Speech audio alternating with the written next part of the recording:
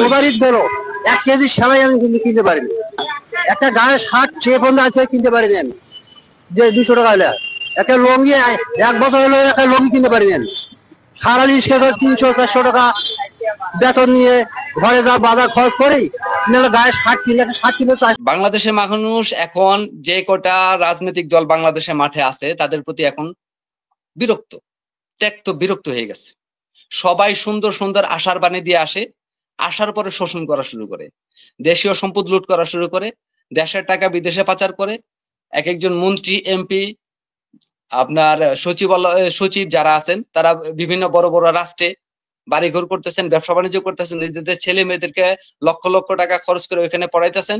বাংলাদেশের মানুষগুলো এখন অনাহারে ভুগতেছেন, দুবেলা ঠিক মতো খাবার কিনতে পারে না বাংলাদেশের কিছু সাধারণ মানুষ। আর প্রত্যন্ত অঞ্চলে যদি আপনি তাকান, সেখানে মানুষের জীবনযাপন মান খুবই নিম্ন মানের জীবনযাপন করে। তারা মাসে একদিন গরুর গোশত কিনা খেতে পারে না। তো বাংলাদেশের মানুষ এই রাজনৈতিক দলের আশা ভরসা প্রত্যাশা, বড় বড় পুঁথিবাণী যেগুলা মানুষকে শোনায়, শোনার পরে যখন আসার পরে তারা যে যখন শোষণ করা শুরু করে, এটা বাংলাদেশের মানুষ এখন বুঝে গেছে।